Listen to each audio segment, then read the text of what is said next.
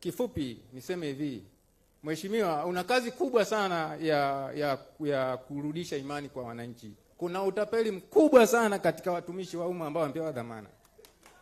Kuna nyororo ndefu, na nakuomba, na nilishaandika, sio kwamba naongea hapa, hivi vitu viko kwenye document.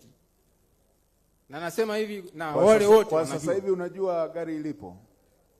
Ilikuwa pale kwenye bohari ya mafuta bungeni, lakini haipo. Ilikopelekwa wanajua wao.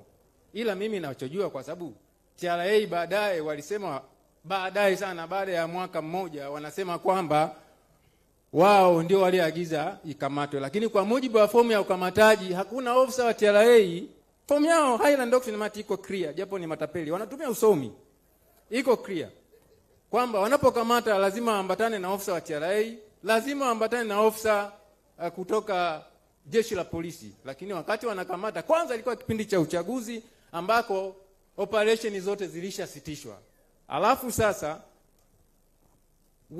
wakati baada ya kufuatilia mimi, wakaanza kuniandikia barua za kunitengenezea kosa sasa, kwamba nilienda kupeleka document za kuomba transfer baada ya gari kukamatwa. Sasa sikiliza, swali liko hivi, na vielezo viko hapa na meneja anajua. Ni hivi, mimi nimepeleka document za kuomba transfer mwezi wa 7 mwaka 2020.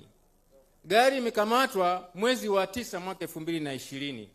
Na wakati huo wananiandikia kwamba mimi nipeleka document za kuomba transfer baada ya aliyoniuzia kutaka kulipa forodha, kwamba aliyonunua amekataa kubadilisha umiliki. Ndipo mtu mmoja anaitwa Dawson Hebu niambie ulichokuwa unadaiwa ilikuwa shilingi ngapi? Binafsi kwa mujibu wa mkataba ni 780,000. Alafu gari ilikuwa na thamani kiasi gani? Gari nilinunua kwa milioni 6, lakini ikiwa mbovu. Nikatengeneza milioni 9. Niligharimia milioni 9 kuirekebisha. Nilitaka katembea wiki hizi 2.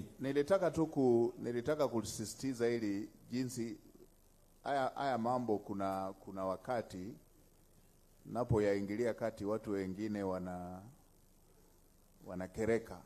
Juzi nikiwa Iringa pale nilisema watu tuepuke kutunga sheria za kikoloni namna hiyo, kwamba gari yani unashika chombo cha moto cha mwenzio, alafu unasema ndani ya siku 30 asipokuja unauza ndani ya siku 7, alafu unamdai fedha ya kukishikilia. Yani wewe umeshikilia mali yangu alafu unanidai kushikilia mali yangu. Sasa hebu oneni, mlikuwa mnamdai milioni 700,000. Mmekaa na gari yake miaka zaidi ya 7 sasa. Gari ya sijui hata iko wapi. Hebu bwana itafuteni hiyo gari yake ilipo. Napokea Waziri Mkuu. Hiyo taarifa niipate mwenyewe, hiyo gari yake imepeleka wapi? Napokea Waziri Mkuu. Ninyi na wale mliowatuma. Nimepokea. Isipopatikana mtamrudishia fedha zake mnazomdai za gari hiyo, na yeye atawalipa hiyo 700,000 mnayomdai. Nimepokea Mheshimiwa Waziri Mkuu.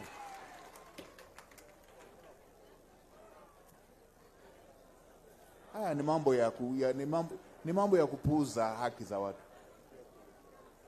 Ni kuwatia watu umaskini.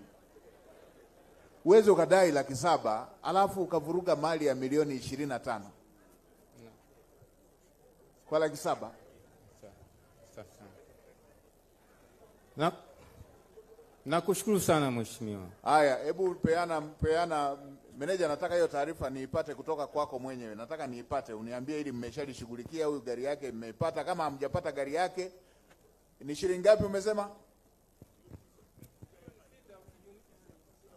6 na ngapi? Milioni 6 ukijumlisha na ile gharama ambayo niliingia kwenye kuitengeneza milioni 9, unapata milioni 15.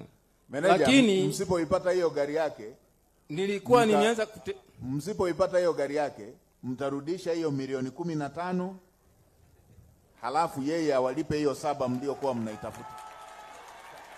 Hiyo ile nyinyi mlipo hiyo 700,000 mliokuwa mnatafuta. Nimepokea Mheshimiwa Waziri. Hatuwezi tukawa unatekeleza sheria kama hatuna akili hata kidogo. Shilingi 700,000 mnapotezaje mali ya milioni 15?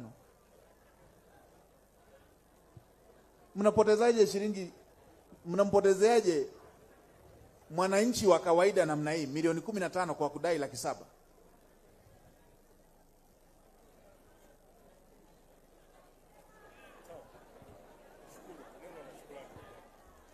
Kama sio kukosa tu hali ya kawaida tu ya kuelewa maisha ya ninyi mnakusanya tu, amjui hawa watu wanahangaikaje. Wanahangaika hawa maisha yao mpaka kuifufua tu gari mbovu wanahangaika. Kupata milioni 6 wanahangaika. Amejiokota. Unaweza ukakuta hela ameanza kukusanya akiwa kijana wa miaka 18. Amekuja kuipatia sasa, hata hajatembea nayo azunguke hapa na hapa miaka 7.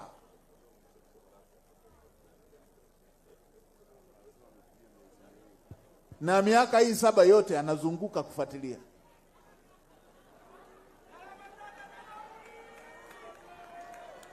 Haya, mtalipa na nauli msipoipata hiyo gari.